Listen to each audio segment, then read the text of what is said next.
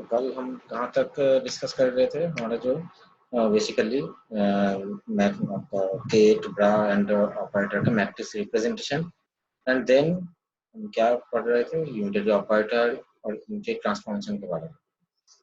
Unitary transformation में आपको क्या मिला था ना?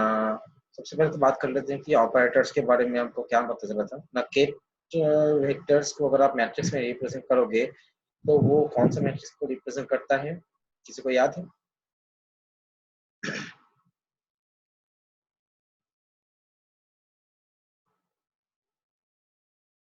Column matrix. Are you in doubt?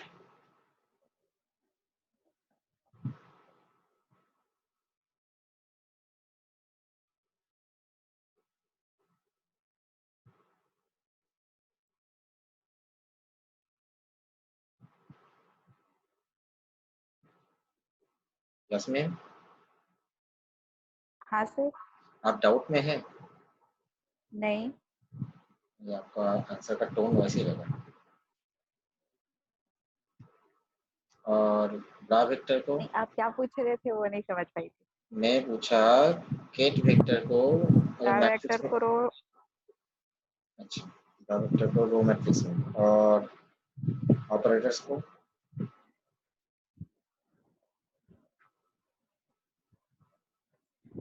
नहीं पता। नहीं पता। एनीवन? वर्षा? कौन सा ऑपरेटर बोल रहे थे? Any operator?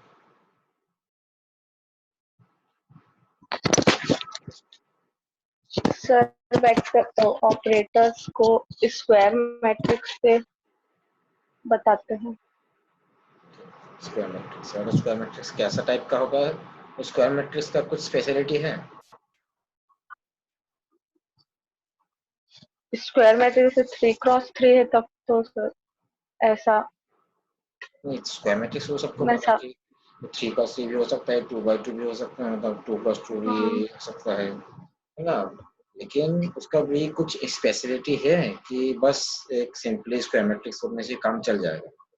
नहीं वो मतलब डायगोनल में ही वैल्यू रहेगा ना, जैसे A11 A22 हाँ, मतलब वो A33 और वो एक वैल्यू 1 1 रहेगा। डायगोनल मैट्रिक्स होगा, तो ये उसकी स्पेशलिटी। हाँ और क्या पढ़ा जा रहा था कल? हम लोग ये आपका ये सब चीज़ों के बारे में पढ़े थे। यहाँ पे आपको एक चीज़ मिला था कि यूनिटरी ऑपरेटर। अच्छा, यूनिटरी ऑपरेटर का क्या क्राइटेरिया है?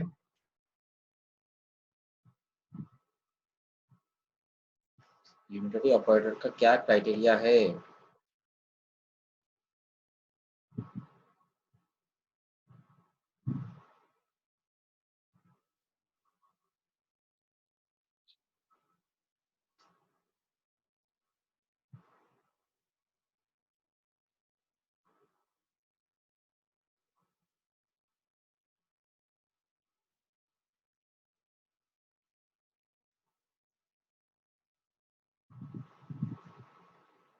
यूनिटरी ऑपरेटर का क्या क्राइटेरिया है?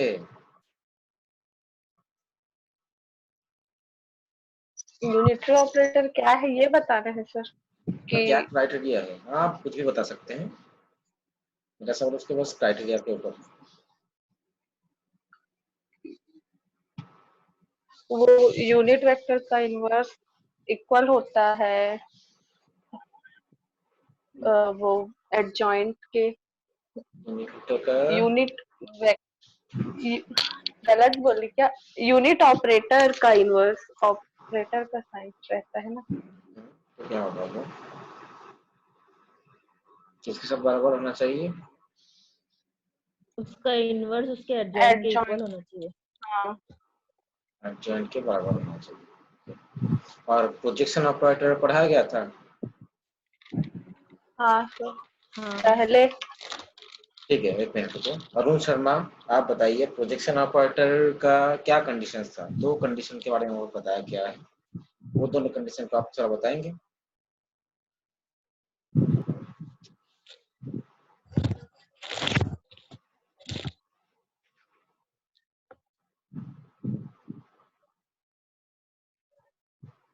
पूछा प्रोजेक्शन ऑपरेटर का 2 क्राइटेरिया है और सिंपली 2 कंडीशन है।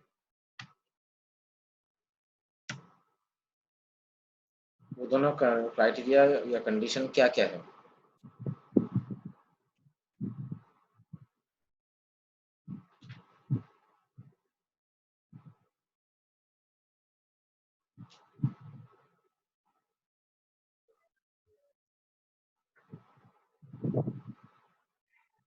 लव पटेल,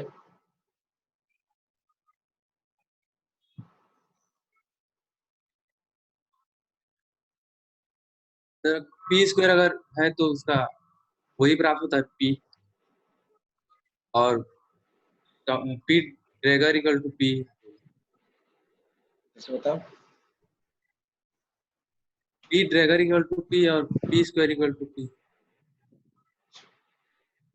पी कैप का स्क्वायर अगर करते हैं सर तो पी कैप प्राप्त होगा। प्रोजेक्शन ऑपरेटर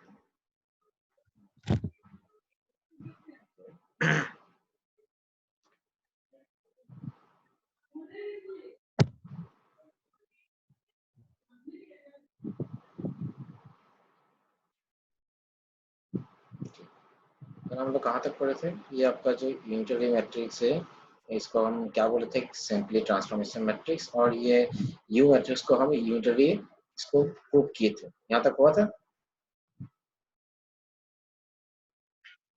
हाँ सर, यूनिटरी ट्रांसफॉर्मेशन तक हो गया था। हाँ, और ये वाला पेज स्टार्ट होगा ना इक्वेशन नंबर 7 के बाद। हाँ तो अब देखो हम क्या पढ़ेंगे कि ट्रांसफॉर्मेशन ऑफ केट्स एंड ब्रास, है ना? तो ब्रा और केट का ट्रांसफॉर्मेशन किसके जरिए ना, एक यूनिटरी ट्रांसफॉर्मेशन में इसका क्या रिजल्ट निकलेगा यही देखना है हमको। देखो सबसे पहले क्या लिखा गया है ना, let ket psi be a ket vector which is to be represented from an old basis to a new basis. ठीक, मतलब आपका जो केट साई है ये इनिशियली एक given set of basis vectors में इसको रिप्रेजेंट किया गया है।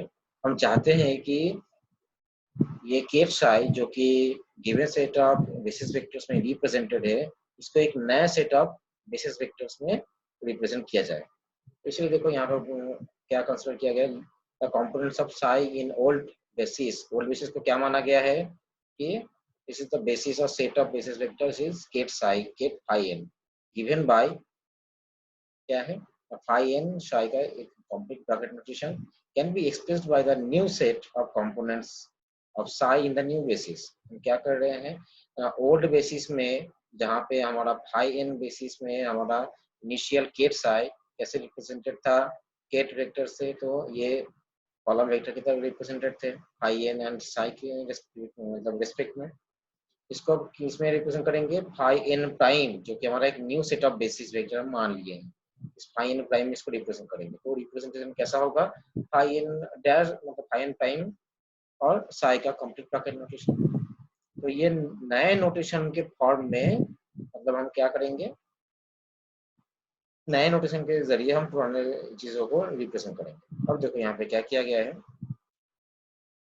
फाई एम प्राइम और साई है ना, इसका कंप्लीट नोटेशन को कैसे लिख सकते हैं ना, बीच में सिंपली एक यूनिटरी मैट्रिक्स का हम रिप्रेजेंट कर सकते हैं, है ना।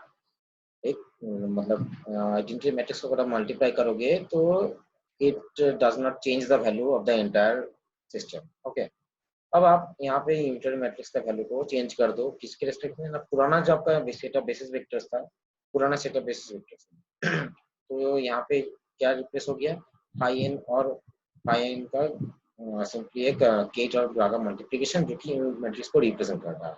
ओके, अब देखो मैं यहाँ पे अंडरलाइन किया हूँ, ये अंडरलाइन पोर्शन क्या करेगा, ये फाई एन प्राइम और फाई एन ये एक कंप्लीट ब्रैकेट नोटेशन है, लेकिन यहाँ पे देखो एक प्राइम स्पेस और एक एन स्पेस है, मतलब ये एक सिंपली ट्रांसफॉर्मेशन मैट्रिक्स को रिप्रेजेंट करेगा। तो इस ट्रांसफॉर्मेशन मैट्रिक्स को हम किससे रिप्रेजेंट किए हैं, यू एम एन से। और क्या बचा है हमारे पास, फाई एन और साई का जो पुराना नोटेशन है। यहाँ पे क्या है, ये फाई एन और साई का कंप्लीट नोटेशन, ये फाई एन और साई का ये कंप्लीट नोटेशन कहाँ पे था हमारे लिए, ओल्ड बेसिस जो initially given set of basis vectors के लिए दिया गया था, उसका मतलब ये नोटेशन है। तो आपको भी क्या मिला, जो नया नोटेशन है, इस नया नोटेशन को हम क्या किए ना, एक यूनिटरी ट्रांसफॉर्मेशन और सिंपली एक मतलब ट्रांसफॉर्मेशन मैट्रिक्स का मल्टीप्लिकेशन किया गया है इसके ऊपर, जो ओल्ड नोटेशन था। दैट मीन्स ओल्ड नोटेटेड जो आपका केट इंफॉर्मेशन था, उसको आप जैसे ही एक यूनिटरी मैट्रिक्स और सिंपली ट्रांसफॉर्मेशन मैट्रिक्स से मल्टीप्लाई करोगे, तो वो नया सेट ऑफ बेसिस वेक्टर्स में ये कन्वर्ट हो रहा है। That is given by equation number 8। Okay, now equation 8 provides the transformation of ket psi as. तो अब आपको क्या मिल रहा है ना, यहाँ पे आपको क्या दिख रहा है, देखो पहले आपका नोटेशन कैसा था, फाई एन और साई के रेस्पेक्ट में, और अभी आपको क्या नोटेशन मिला है, जो कि फाई एन प्राइम और psi. That means new set of basis vectors is equal to transformation matrix is multiplied with the old set of basis vectors, है ना। तो आपको क्या मिला है, जो नया जो साई आपको मिल रहा है, this is the transformed value of the old psi. ये जो आपका पुराना जो साई था, जो कि बेसिस वेक्टर्स में हाई एंड बेसिस वेक्टर्स में रिप्रेजेंटेड था, उसका वैल्यू अब चेंज हो गया है। That means this is suppose psi prime, और सिंपली यहाँ पे लिखा गया psi new. Psi new this is equal to U operator, that is the transformation operator multiplied by cat of Sai old, जो कि पुराना नोटेशन था। इस इक्वेशन नंबर 9 को आप कहाँ पे पढ़े थे ना, जब हम ब्रैकेट नोटेशन का डिफरेंट प्रॉपर्टीज को देख रहे थे, है ना, कि ब्रैकेट नोटेशन के ऊपर अगर कोई भी ऑपरेटर को अगर आप ऑपरेट करोगे, तो नया सेटअप ब्रैकेट वेक्टर को ही रिप्रेजेंट करेगा। तो यहाँ पे देखो यू सॉरी साई ओल्ड के ऊपर एक ऑपरेशन परफॉर्म किया गया है, और रिजल्ट में जो नया सेट ऑफ साई मिल रहा है, ये साई भी आपके लिए क्या है, एक नया केट वेक्टर। तो सिमिलरली हम ब्रा स्पेस के लिए भी कर सकते हैं। तो ब्रा के लिए अगर करना होगा तो क्या, सिंपली इसका कॉम्प्लेक्स कंजुगेट ले लो। तो जो आपका केट साई था वो चेंज होकर क्या हो जाएगा, ब्रा साई हो जाएगा। यू कैप जो था वो यू कैप चेंज होकर क्या हो जाएगा, यू कैप ड्रैगर हो जाएगा। और ket psi old change into bra psi old. ठीक, तो एक साथ आपको यहाँ पे केट और जो ब्रा वेक्टर है, इन दोनों का ट्रांसफॉर्म जो वैल्यू आपको यहाँ पे दिख रहा है।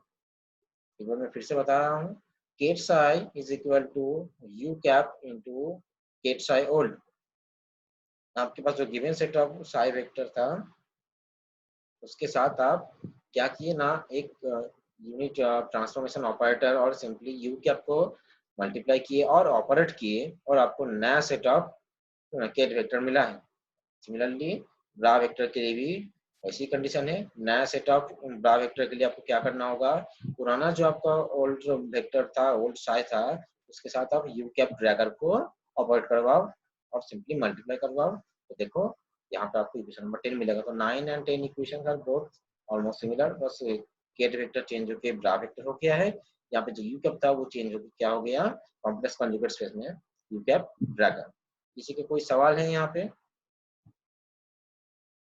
सर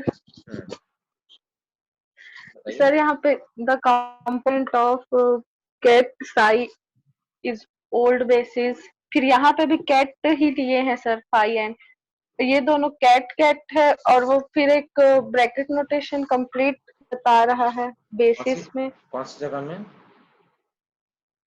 यहीं पे सर जहाँ पे आप शुरू में transformation of ket and bras का बता रहे हैं ना, हाँ, वहीं पे ही लिखा है, यहीं पे। हाँ, ये सेकंड मतलब 2 लाइन के बाद थर्ड लाइन से the components of component of kets i in old. हाँ इज ओल्ड। हाँ, तो सर ये दोनों कैट है, कैट साई और कैट फाई एन है ना। हाँ, हाँ। और फिर ये कंप्लीट नोट ब्रैकेट नोटेशन भी बता रहे हैं। तो अच्छा, ये समझ नहीं आ रहा है सर, दोनों कैट कैट है और ये कैसे इसको। देखो तो इसके लिए ना आपको 1 मिनट, है ना।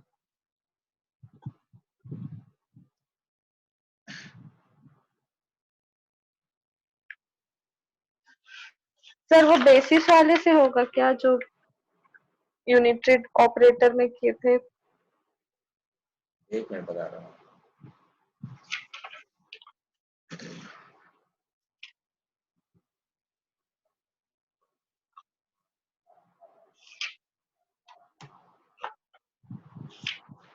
और पहले भी तो ये कर चुके हैं। पहले भी हम लोग कर चुके हैं इसको, मैं फिर से एक बार बता दे रहा हूँ। ये कौन सा इसमें था आपका, ब्रैकेट नोटेशन में था कि मैट्रिक्स रिप्रेजेंटेशन में ही था? शायद मैट्रिक्स रिप्रेजेंटेशन में था।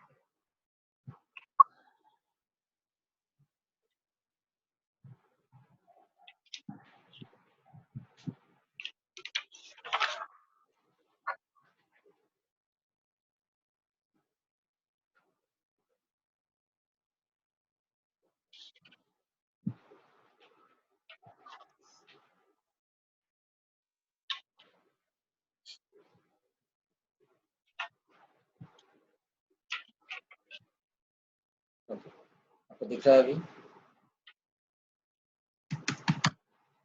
हाँ सर। हाँ, ये कल हम पढ़े थे matrix representation of kets and bras. हाँ यहाँ पे देखो आपका सिंपली गेट साई को किस तरीके से रिप्रेजेंट किया गया है। मैं गेट साई को जैसे आप रिप्रेजेंट करना चाहोगे तो गेट साई को इनिशियली एक आई कैप से मल्टीप्लाई किया गया और ऑपरेट किया गया, मोर स्पेसिफिकली ऑपरेट किया गया। ऑपरेट करने के बाद आपको यहाँ पे क्या लिखाना है, ये गेट फाई एन और एक साई, ये क्या बता रहा है, ये कॉम्प्लेक्स स्पेस मतलब this is a complex number, ये कॉम्प्लेक्स नंबर का वैल्यू क्या है, एन है। ओके, तो यहाँ पे देखो जो चीज लिखा गया है, where the coefficient an is equal to phi n into psi. An represents the projection of ket psi on phi n. That is, an is the component of ket psi along phi n. ये an क्या बता रहा है ना, ket psi का projection किसके direction में, cat phi n के डायरेक्शन में। तो यहाँ पे जो चीज लिखा गया है देखो, शो करके है ना, सो cat psi is represented by a set of its components a1 a2 a3 so on along ket phi 1, ket phi 2, ket phi 3 respectively. Hence, ket psi can be represented by a column vector which has a countably infinite number of components. अब देखो यहाँ पे आपके पास जो complete set कहाँ से मिल रहा है ना, केट साई से हम किस चीज को रिप्रेजेंट कर रहे हैं। देखो एक simply a n which is the, ये कौन सा वैल्यू एक्चुअल में, ये एन किस चीज का वैल्यू रिप्रेजेंट कर रहा है ना, केट साई का कितना amount of component ket phi के डायरेक्शन में है, इस चीज को रिप्रेजेंट कर रहा है। ओके, तो an is equal to phi n into psi, ये जो कंप्लीट नोटेशन है, ये कंप्लीट नोटेशन एक्चुअल में क्या है आपका जो, पर सर ये an का वैल्यू तो ये, हाँ an का वैल्यू कहाँ से मिलेगा, an का वैल्यू यही corresponding phi n into psi का वैल्यू मिलेगा। हाँ सर, पर सर यहाँ पे तो an का वैल्यू मतलब कि ये कैट और ब्रा का जो ये बन रहा है उससे एक स्केलर प्रोडक्ट बनता है, इसलिए वो an आता है ना। हाँ, तो एक स्केलर प्रोडक्ट बनेगा ना यहाँ पे, दैट मीन्स कि आपका ये जो एक कॉलम, ये जो वेक्टर आप हम लोग ये इसको बोल रहे हैं, this is nothing but a column matrix. हाँ एक कॉलम मैट्रिक्स है जहाँ पे a1 a2 an ये सब क्या है, कॉम्प्लेक्स नंबर्स है। अब आप देखो, अब आप देखो इसको,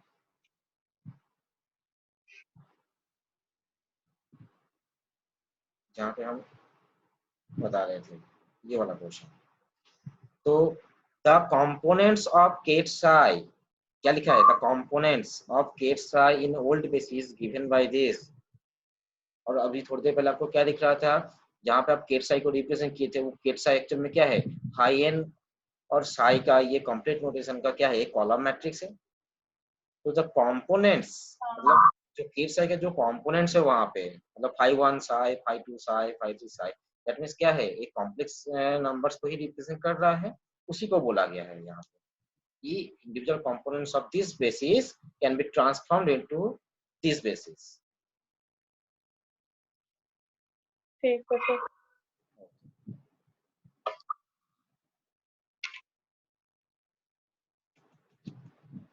अब देखो जो आपको ज्यादा इम्पोर्टेंट है, पेपर में कभी आया है कि नहीं मुझे नहीं याद नहीं है, लेकिन बहुत इंपॉर्टेंट क्वेश्चन है ये, ट्रांसफॉर्मेशन ऑफ ऑपरेटर्स। यहाँ से बहुत सारे मैथमेटिकल प्रॉब्लम आपको दिया जा सकता है। For the unitary transformation of operator a cap, we assume that the matrix element A prime mn equals some, देखो यहाँ पे एक मैथमेटिकल फंक्शन को लिखा गया है जो कि मैट्रिक्स एलिमेंट को रिप्रेजेंट कर रहा है।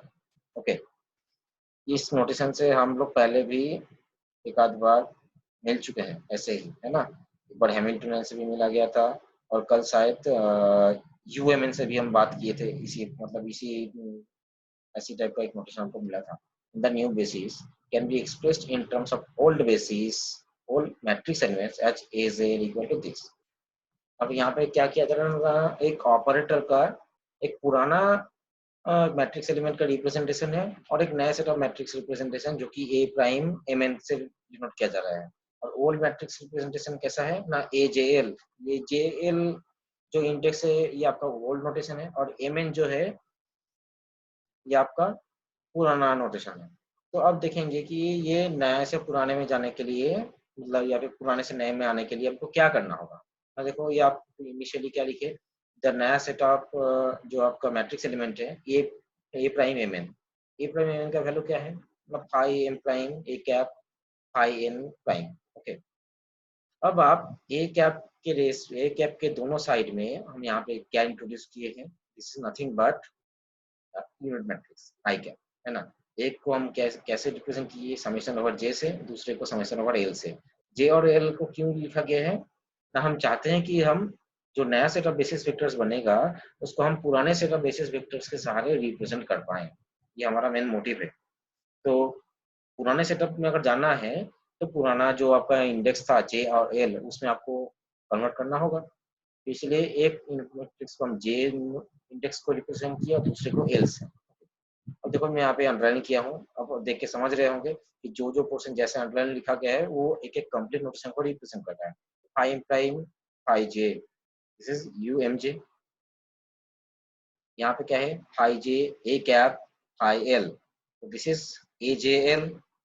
Okay, and the last one is phi l phi n prime, इसको कैसे लिखा गया है, यू एन स्टार, मतलब यू एन एल स्टार, मतलब फाई एन प्राइम को पहले और फाई एल को बाद में, तो एन और एल का ये कॉम्प्लेक्स कॉन्जुगेट स्पेस में बनेगा। ओके, तो आपको अभी जो नया सेटअप जो ट्रांसफॉर्मेशन मिल रहा है, ये नया सेटअप ट्रांसफॉर्मेशन कैसा है ना, देखो this is A prime m n, मतलब ए कैप का नया notation, this is A cap new is equal to U cap, ये जो आपका यू एम जे है, this is nothing but the U operator U m j into A j l, ये आपका क्या है, पुराना ऑपरेटर का फॉर्म था A cap, and this is U n l star, this is U cap का Drager क्योंकि ये स्टार स्पेस में है।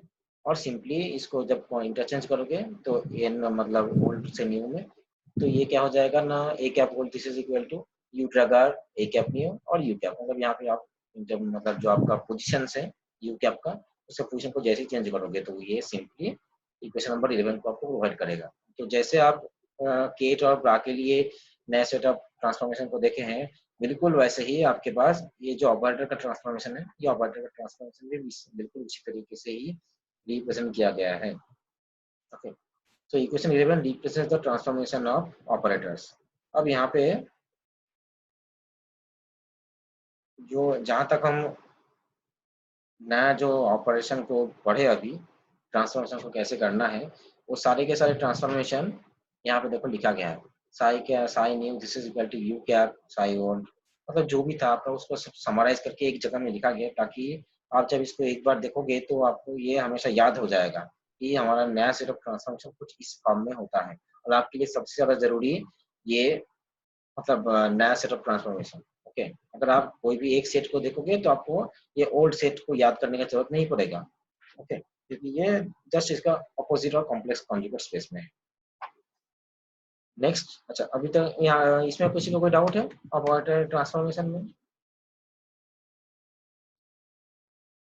नहीं।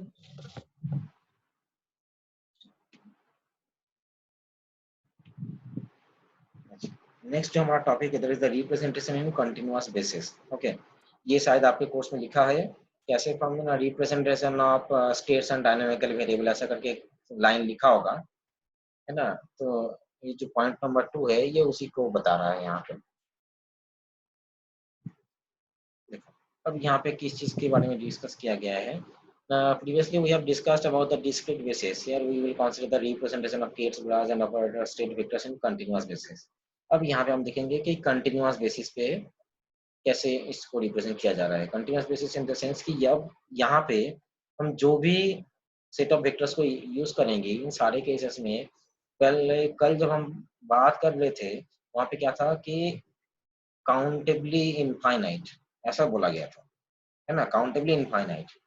आज हम पढ़ेंगे कि दीज आर नॉन काउंटेबल, मतलब आप इसको गिन नहीं सकते. ओके, तो that means this is a continuous process.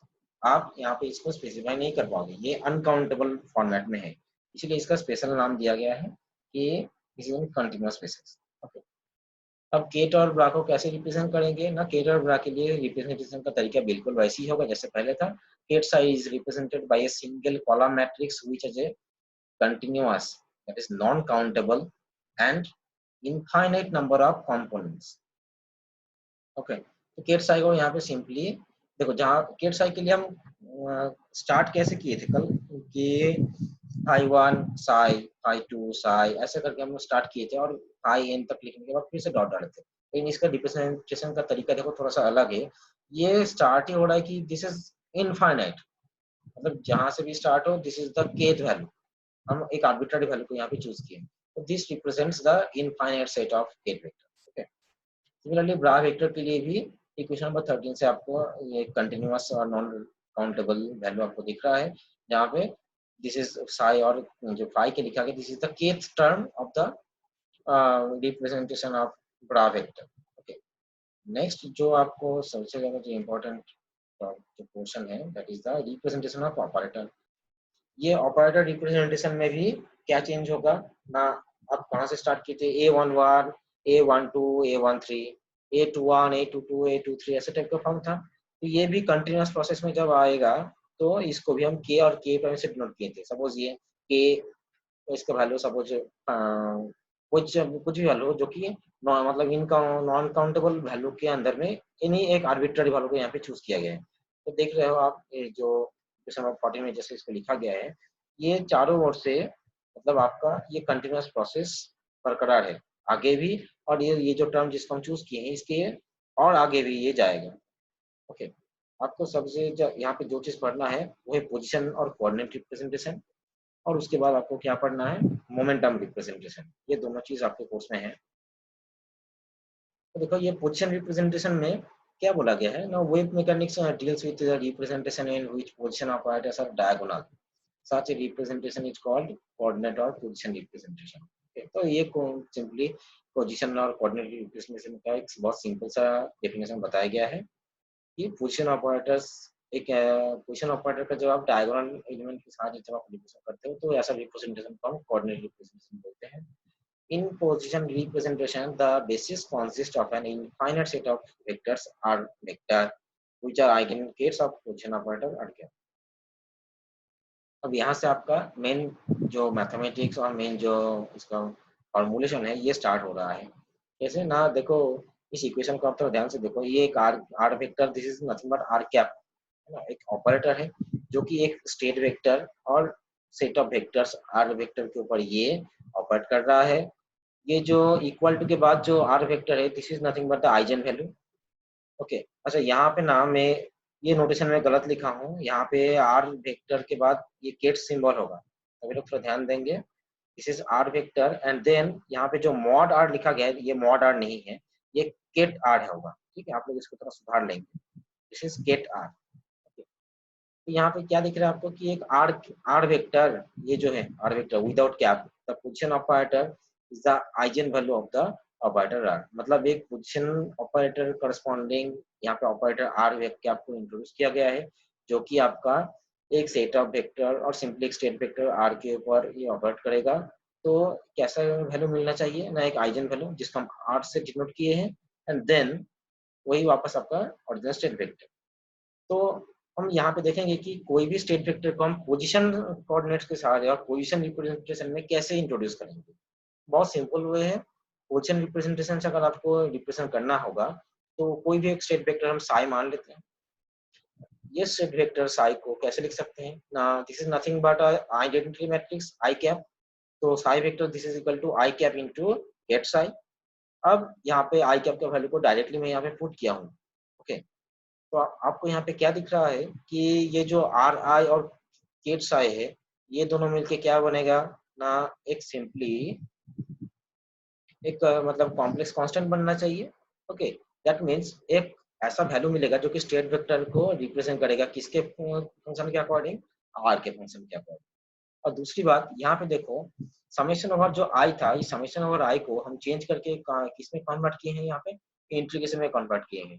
तो all the i's are taken together, that means ये जो आई वाला जो सिंबल था, ये आई सिंबल सभी जगह से चेंज हो जाएगा। ओके, तो ये summation over I is converted into integration and summation, और ये जो एक मतलब कंप्लीट नोटेशन था जैसे आर आई एंड साई, ये आर आई और साई भी चेंज होके क्या हो जाएगा, आर एंड साई। तो आर और साई ये जो वैल्यू होगा, this is a value of psi given as a function of r vector.